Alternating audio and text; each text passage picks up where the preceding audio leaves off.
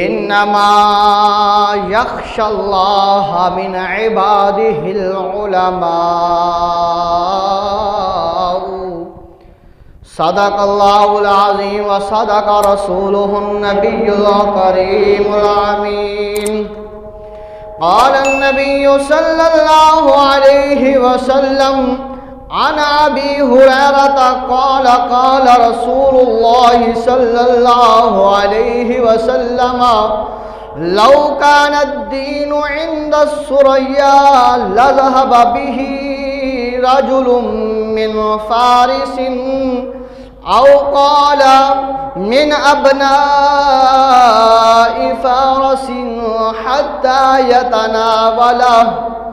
وعن أبي هريرة قال كنا جلوسا عند النبي صلى الله عليه وسلم وفينا سلمان الفارسي قال فوضع النبي صلى الله عليه وسلم يده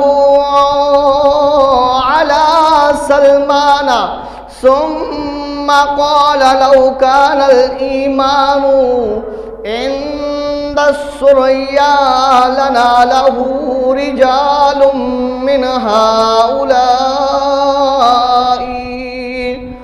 صدق اللہ العظیم وصدق رسولہ النبی الکریم الامین. تھی جس کے مقدر میں گدائی تیرے در کی قدرت نے اسے راہ دکھائی تیرے در کی. رویا میں بہت اس شخص کے قدموں سے لپٹ کر جس نے بھی کوئی بات سنائی تیرے در کی. آیا ہے نصیر آج تمنا یہی لے کر کہ پلکوں سے کیے جائے صفائی تیرے در کی.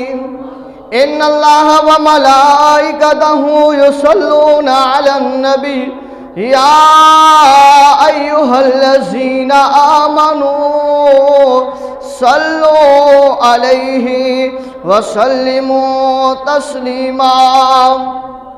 اللہم صل وسلم علی سیدنا ومولانا محمد وبارک وسلم وصلوا علیہ. الصلاة والسلام علیک یا سیدی یا رسول اللہ.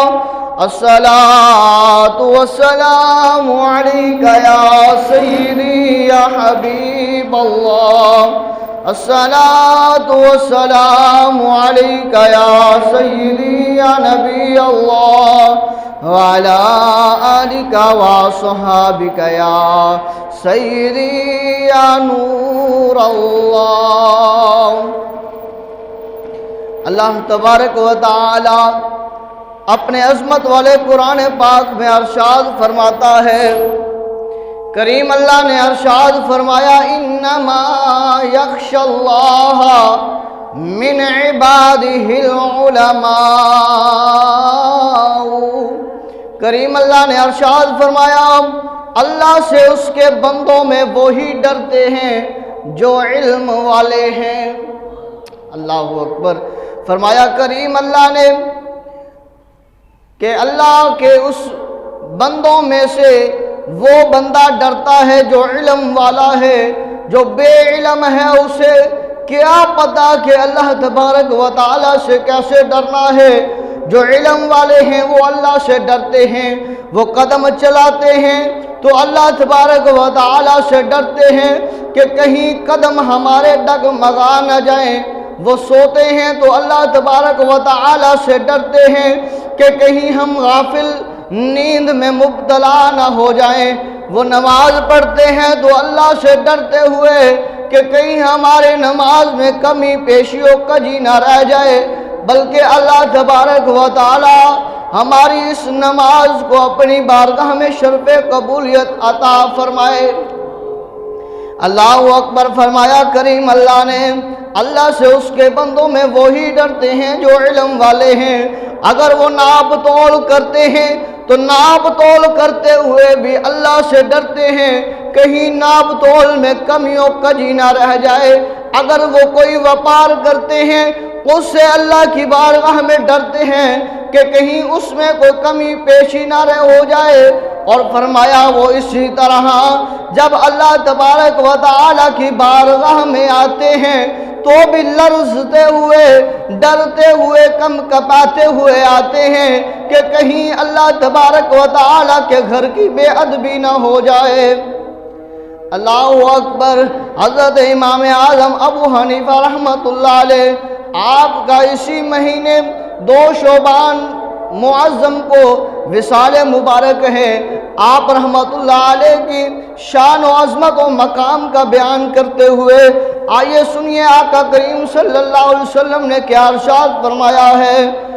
اللہ کے پیارے محبوب صلی اللہ علیہ وسلم نے فرمایا، روایت کرنے والے حضرت ابو ہریرہ رضی اللہ تعالیٰ عنہ ہیں کہ اللہ کے رسول نے ارشاد فرمایا، اگر دین کا علم سریہ ستارے کے پاس ہوتا تو بھی فارس کا ایک مرد اسے جا کر حاصل کر لیتا۔ اللہ اکبر۔ فرمایا آقا کریم نے اگر علم سریہ ستارے کے پاس بھی ہوتا تو فارس کا ایک مرد وہاں جا کر بھی اس علم کو حاصل کر لیتا۔ وہ کوئی اور نہیں بلکہ امام اعظم ابو حنیفہ رحمۃ اللہ علیہ ہیں، جن کے ہم پیروکار ہیں، جن کی وجہ سے ہم حنفی کہلاتے ہیں۔ آپ کا 2 شعبان المعظم کو وصال مبارک ہے، شہادت مبارک ہے۔ اللہ اکبر۔ دردناک واقعات ہے کہ جب آپ کو جو ہے وہ شہید کیا گیا، پر آپ کا علم، آپ کا تقوی، آپ کی زہد و عبادت اللہ تبارک و تعالی اور محبوب علیہ الصلوۃ والسلام کی عطا سے بڑی اعلیٰ و اعلیٰ ہے، بڑی عرفہ و عرفہ ہے۔ اسی طرح اسی روایت میں نبی پاک صلی اللہ علیہ وسلم ارشاد فرماتے ہیں کہ ہم لوگ نبی کریم صلی اللہ علیہ وسلم، صحابہ کرام فرماتے ہیں کہ ہم لوگ نبی پاک صلی اللہ علیہ وسلم کی پاک بارگاہ میں موجود تھے اور ہمارے درمیان حضرت سلمان فارسی رضی اللہ تعالی عنہ بھی موجود تھے۔ تو نبی پاک صلی اللہ علیہ وسلم نے سلمان فارسی کے بدن پر اپنا ہاتھ مبارک رکھا اور ارشاد فرمایا کہ اگر ایمان یعنی کہ علم دین سریہ ستارے کے پاس ہوتا تو بھی ان کی قوم کے کچھ لوگ اسے حاصل کر لیتے، کیونکہ سلمان فارسی فارس کے رہنے والے تھے۔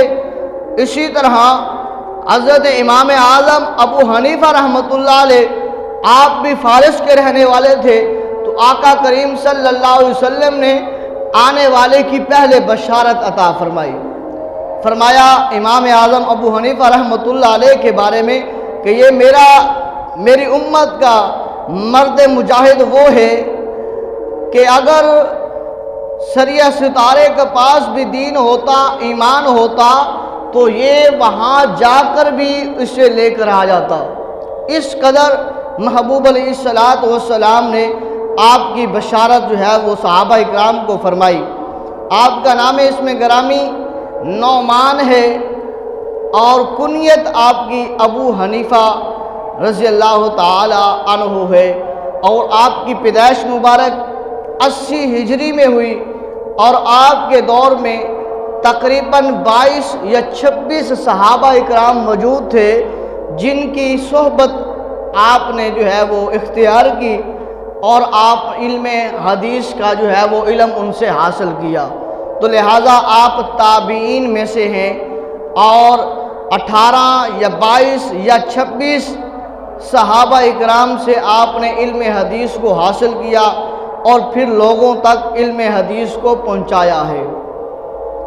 فرمایا جاتا ہے کہ حضرت علی ابن طالب رضی اللہ تعالی عنہ آپ کے بارے میں بھی ملتا ہے کہ جب حضرت امام اعظم ابو حنیفہ رضی اللہ تعالی عنہ کے پوتے حضور اسماعیل بن حماد فرماتے ہیں کہ میرے دادا حضرت امام اعظم ابو حنیفہ رحمۃ اللہ علیہ کے والد یعنی کہ ثابت رضی اللہ تعالی عنہ جب کہ وہ چھوٹے سے تھے تو حضرت علی ابن ابی طالب رضی اللہ تعالیٰ عنہ کی بارگاہ میں حاضر ہوئے تو حضرت علی رضی اللہ تعالیٰ عنہ نے فدعا لہ بالبرکۃ فیہ وذریتہ ونحن نرجو من اللہ ان یکون قد استجاب اللہ ذالک لعلی ابن ابی طالب فینا، کہ دعا فرمائی کہ تو آپ نے ثابت کے لیے اور ان کی اولاد کے لیے دعا کی کہ ہم اللہ تعالیٰ سے امید رکھتے ہیں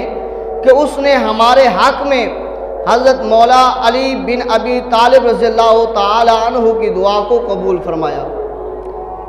اب اس بات کی وضاحت سن لیجئے کہ حضرت امام ابو حنیفہ رحمۃ اللہ علیہ آپ کے والد ماجد حضرت علی رضی اللہ تعالیٰ عنہ کی بارگاہ میں پیش ہوتے ہیں اور حضرت علی رضی اللہ تعالیٰ عنہ آپ کے لیے دعا کرتے ہیں، اللہ اس ثابت کی اولاد میں برکت پیدا فرما۔ تو حضرت ثابت کی اولاد ہیں حضرت امام اعظم ابو حنیفہ رحمۃ اللہ علیہ، جو فقہ کے پہلے امام ہیں، آپ ان کی اولاد میں سے ہیں۔ تو جب دعا کرنے والے حضرت علی رضی اللہ تعالی عنہ ہیں تو پھر اولاد کیوں نہ امام اعظم ابو حنیفہ جیسی پیدا ہو، کہ جیسے حضرت علی رضی اللہ تعالی عنہ کے لیے آقا کریم صلی اللہ علیہ وسلم نے دعا فرمائی، حضرت علی پیدا ہوئے، اللہ نے برکت رکھی، اللہ کے پیارے محبوب نے دعا فرمائی علی تیری ذریت میں اللہ برکت رکھے، تو اللہ تبارک و تعالی نے حضرت علی کو امام حسن اور حسین جیسے شہزادے عطا فرمائے۔ ان کے لیے دعا فرمانے والے امام الانبیاء ہیں، اور حضور امام اعظم ابو حنیفہ رحمۃ اللہ علیہ کے لیے دعا فرمانے والے امام الاولیاء ہیں۔ ادھر امام الانبیاء نے ہاتھ اٹھائے، اللہ میرے علی کو برکت عطا فرما، رحمت عطا فرما، اللہ نے حسن حسین جیسے شہزادے عطا فرمائے۔ ادھر امام الاولیاء نے حضرت علی نے حضرت ثابت کے لیے دعا کی، اللہ ثابت کی ذریت میں اس کی اولاد میں برکت عطا فرما۔ اللہ رب العزت نے امام الاولیاء حضرت علی کرم اللہ الوجہ الکریم کی دعا کو قبول فرمایا اور آپ کو امام اعظم ابو حنیفہ جیسا تحفہ عطا فرمایا۔ آپ رضی اللہ تعالی عنہ کتنے صحابہ کے مرید ہیں، کتنے صحابہ سے آپ نے جو ہے سبق حاصل کیا ہے، علم حدیث حاصل کی ہے، بڑے بڑے جید صحابہ اکرام سے، جس میں 8 صحابہ اکرام کی جو ملاقات جو ہے وہ زیادہ ثابت ہے۔ حضرت انس بن مالک رضی اللہ تعالی عنہ، آپ ان سے بھی پڑھتے رہے ہیں، علم حدیث حاصل کیا ہے آپ نے۔ حضرت جابر بن عبداللہ رضی اللہ تعالی عنہ سے آپ نے علم حدیث سیکھا، حضرت عبداللہ بن عوفی رضی اللہ تعالی عنہ سے، حضرت مقعل بن یسار رضی اللہ تعالی عنہ سے، اور حضرت واصلہ بن الاسقع رضی اللہ تعالی عنہ سے آپ نے علم حدیث سیکھا۔ حضرت انس رضی اللہ تعالی عنہ، حضرت جابر رضی اللہ تعالی عنہ، حضرت وائلہ رضی اللہ تعالی عنہ سے آپ نے علم حدیث کو سیکھا ہے صحابہ اکرام سے۔ اب بات کریں تفصیل سے کہ بہت بڑے بڑے مسائل جو تھے حضرت امام اعظم ابو حنیفہ رحمۃ اللہ علیہ نے ان کو حل فرمایا ہے۔ آپ کی عبادت، آپ کی جو ہے زہد و تقوی کی اہمیت اتنی ہے کہ بے بہا، کہ سوچیں کہ حضرت امام اعظم ابو حنیفہ رحمۃ اللہ علیہ کے بارے میں حضرت شیخ عبدالحق محدث دہلوی رحمۃ اللہ علیہ آپ فرماتے ہیں کہ آپ کا ذکر تورات شریف میں بھی موجود ہے۔ حضرت امام اعظم ابو حنیفہ رحمۃ اللہ علیہ کا ذکر حضرت شیخ عبدالحق محدث دہلوی فرماتے ہیں تورات میں بھی موجود ہے۔ پوچھا گیا کہ حضور کیسے تورات میں موجود ہے؟ وہ امام اعظم ابو حنیفہ رحمۃ اللہ علیہ نہ تو نبی تھے نہ تو صحابی تھے، تو کس طرح ان کا تورات میں ذکر موجود ہے؟ آپ فرماتے ہیں اس طرح کہ جیسا کہ حضرت کعب بن احبار رضی اللہ تعالی عنہ سے مروی ہے کہ اللہ تبارک و تعالیٰ نے فرمایا کہ محمد الرسول اللہ صلی اللہ علیہ وسلم کی امت میں ایک نور ہوگا جس کی کنیت ابو حنیفہ ہوگی، اور حضرت امام اعظم رضی اللہ تعالیٰ عنہ کے لقب سے سراج الامہ سے اس کی تائید ہوتی ہے کہ یعنی کہ آپ کی کنیت ابو حنیفہ ہے۔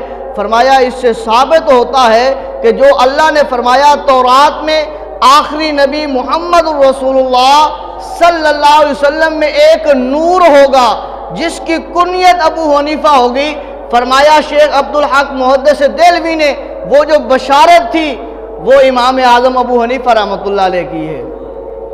اللہ اکبر، کس قدر جو ہے وہ آپ اعلیٰ و عرفہ ہے۔ اب آئیے دیکھیے امام محمد باقر نے امام اعظم ابو حنیفہ رحمۃ اللہ علیہ کی پیشانی کا بوسہ لیا ہے۔ امام باقر نے جو حسنی بھی ہیں حسینی بھی ہیں، امام باقر جو امام ہیں انہوں نے حضرت امام اعظم ابو حنیفہ رحمۃ اللہ علیہ کی پیشانی کا بوسہ لیا۔ کس طرح کہ جب آپ رضی اللہ تعالیٰ عنہ یعنی کہ امام اعظم ابو حنیفہ رحمۃ اللہ علیہ جب آپ امام باقر کی پاک بارگاہ میں جاتے ہیں اور جا کر سلام عرض کرتے ہیں کہ اے اللہ کے رسول کے شہزادگان، تجھے اللہ کا سلام ہو، سلامتی ہو تجھ پر اللہ کی رحمتیں اور برکتوں کا تجھ کے اوپر نزول ہو۔ اور جب حضرت امام اعظم ابو حنیفہ رحمۃ اللہ علیہ گئے اور جا کر سلام پیش کیا تو حضرت امام باقر نے فرمایا بیٹھ جائیے۔ حضرت امام اعظم ابو حنیفہ رحمۃ اللہ علیہ بیٹھ گئے اور پوچھا کہ میں نے سنا ہے کہ آپ شریعت میں کچھ تبدیلی کرتے ہیں، شریعت میں آپ کچھ ردل بدل کرتے ہیں۔ آپ نے فرمایا کیسے؟ عرض کی کہ میں نے یہ سنا ہے اور اس طرح کا معاملہ ہے امام اعظم ابو حنیفہ رحمۃ اللہ علیہ، میں نے آپ سے 3 باتیں دریافت کرنا چاہتا ہوں، اس کا جواب مرحمت فرمائیں۔ یعنی کہ حضرت امام اعظم ابو حنیفہ نے حضرت امام باقر سے سوال کیا کہ آپ کہتے ہیں کہ میں شریعت میں رد و بدل کر رہا ہوں، میں 3 سوال کرنا چاہتا ہوں آپ سے۔ آپ اولاد علی ہیں، آل نبی ہیں، تو لہٰذا آپ میری رہنمائی فرما دیجئے گا۔ حضرت امام باقر نے فرمایا اے امام اعظم ابو حنیفہ پوچھئے، کیا پوچھنا چاہتے ہیں؟ امام اعظم ابو حنیفہ رحمۃ اللہ علیہ آپ نے فرمایا بتائیے نماز افضل ہے یا روزہ؟ نماز افضل ہے یا روزہ افضل ہے؟ حضرت امام باقر رضی اللہ تعالی عنہ نے فرمایا نماز افضل ہے۔ عرض کی کہ نماز افضل ہے۔ امام اعظم ابو حنیفہ رحمۃ اللہ علیہ نے عرض کیا اگر میں قیاس کو حدیث شریف کے اوپر مانتا یعنی کہ اپنا حکم لاگو کرتا تو پھر میں یہ کہتا کہ حائضہ عورت پر نماز کی قضا ہونی چاہیے، یعنی کہ حائضہ عورت جو ہے اس کے اوپر نماز کی قضا ہونی چاہیے کیونکہ نماز افضل ہے، پر نماز کی قضا حائضہ عورت کے لیے نہیں ہے، پر روزے کی قضا ہے۔ تو روزے سے افضل نماز ہے تو پھر نماز کی قضا ہونی چاہیے، روزے کی نہیں۔ آپ نے فرمایا اس لیے میں یہی کہتا ہوں حدیث پر عمل کرتے ہوئے کہ جس طرح حدیث کہتی ہے کہ حائضہ عورت پر نماز کی قضا نہیں روزے کی قضا ہے، میں اسی پر عمل کرتا ہوں۔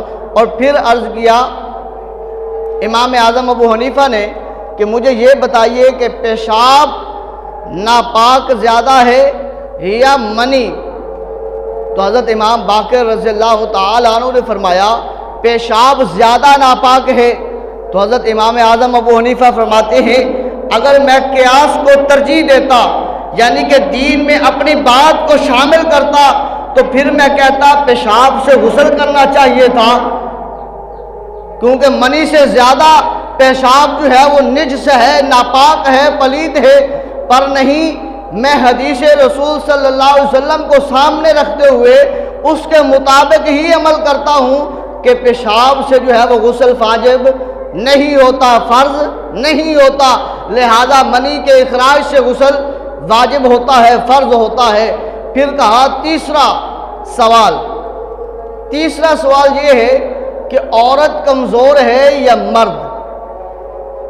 حضرت امام اعظم ابو حنیفہ رحمۃ اللہ علیہ نے امام باقر سے تیسرا سوال کیا کہ بتائیے عورت کمزور ہے یا مرد؟ امام باقر رضی اللہ تعالی عنہ نے فرمایا کہ مرد جو ہے وہ طاقتور ہے، عورت کمزور ہے۔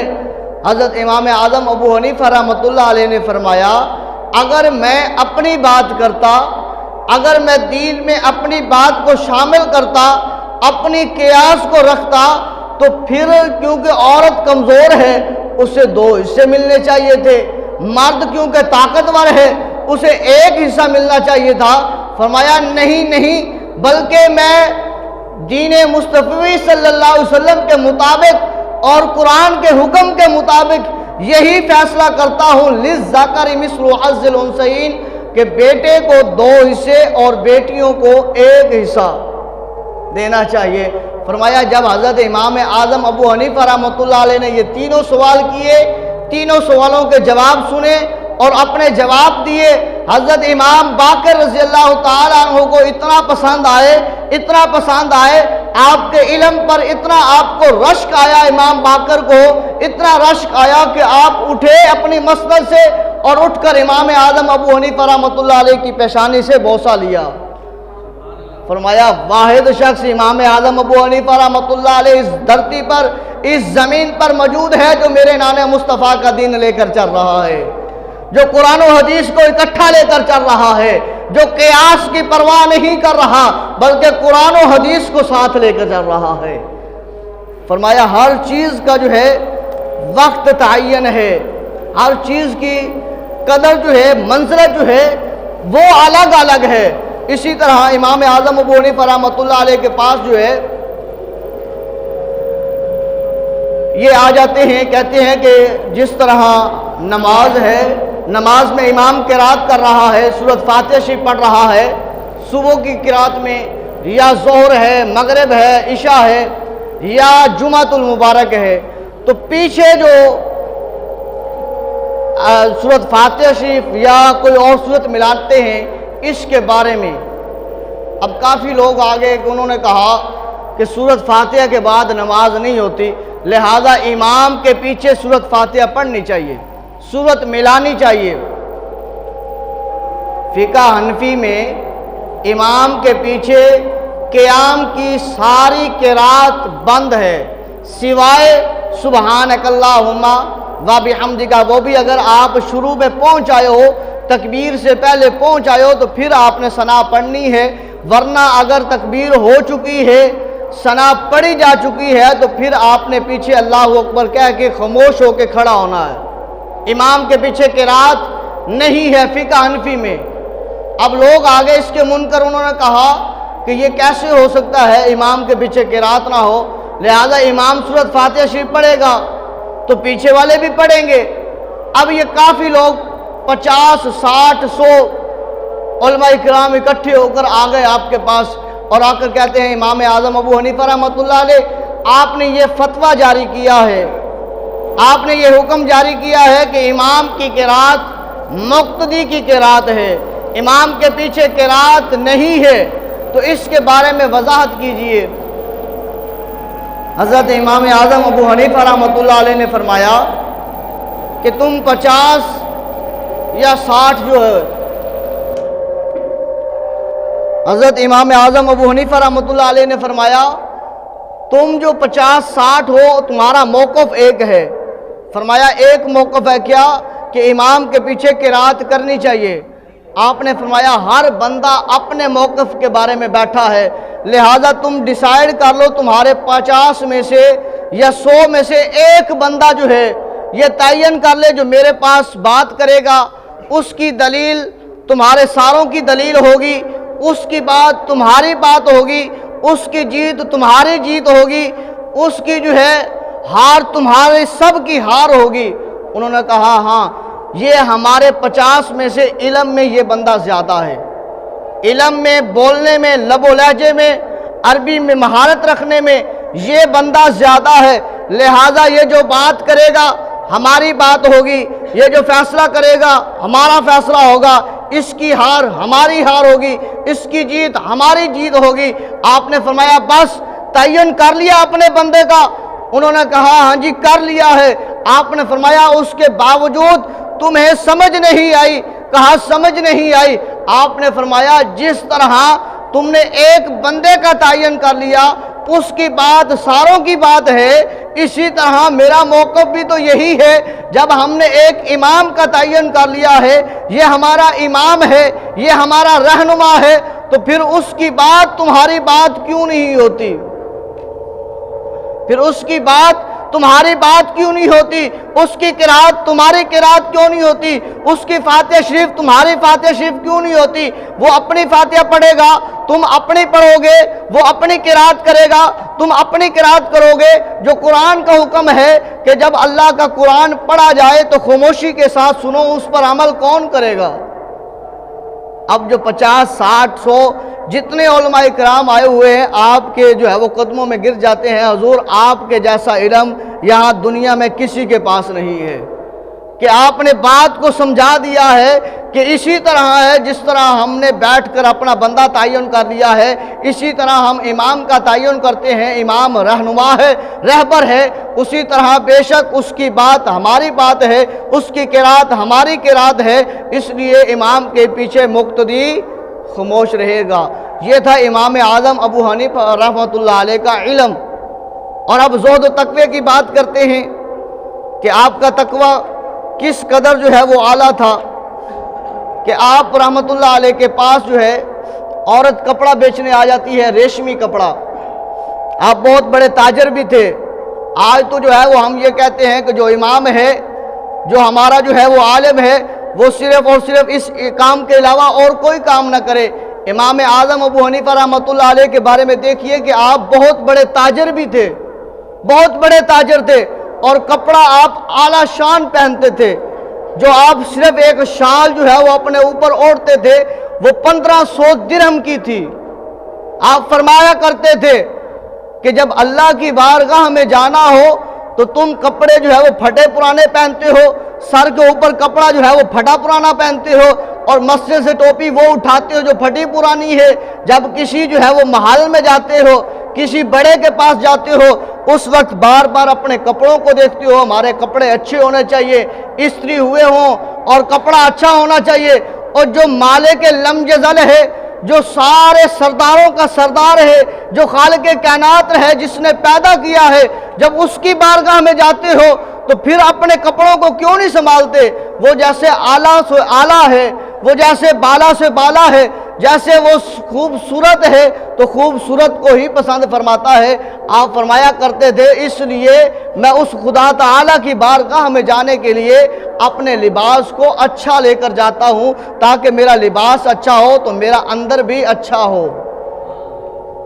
آپ آتے اچھا لباس پہن کر اور آ کر جو ہے وہ نماز پڑھتے، اللہ تبارک و تعالیٰ کی حمد و ثنا کرتے، تو فرمایا جاتا ہے جب آپ کے پاس عورت آتی ہے ریشمی کپڑا لے کر، تاجر ہیں، یہاں پر نقطہ دیا کہ جیسے امام الانبیاء تجارت کرتے اور بتاتے اس میں یہ نقص ہے، یہ کمی ہے، یہ کجی ہے، اتنے کا میں نے خریدا ہے اور اتنا میں نے نفع لینا ہے۔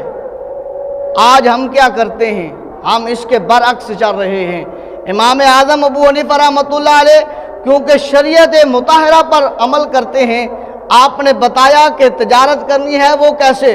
عورت خود آئی، آ کر کہا حضور یہ کپڑا ریشمی میں نے بنایا ہے، بیچنا چاہتی ہوں۔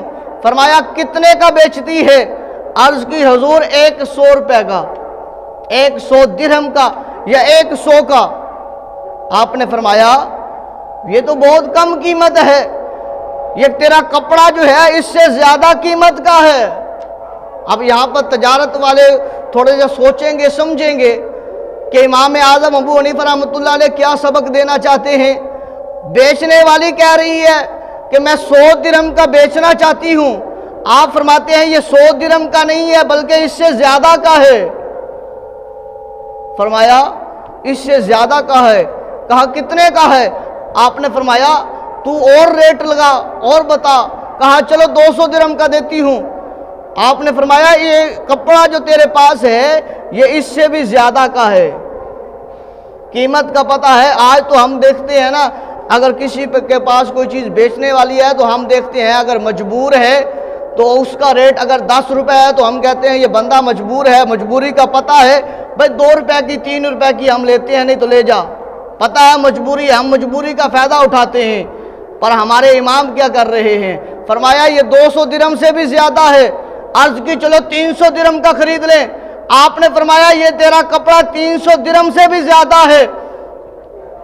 عورت کہنے لگی حضور آپ میرے سے مذاق تو نہیں کر رہے؟ آپ نے فرمایا نہیں، واللہ باللہ تاللہ یہ تیرا کپڑا جو ہے 300 درہم سے بھی زیادہ ہے۔ وہ عرض کرتی ہے پھر حضور 400 درہم کا؟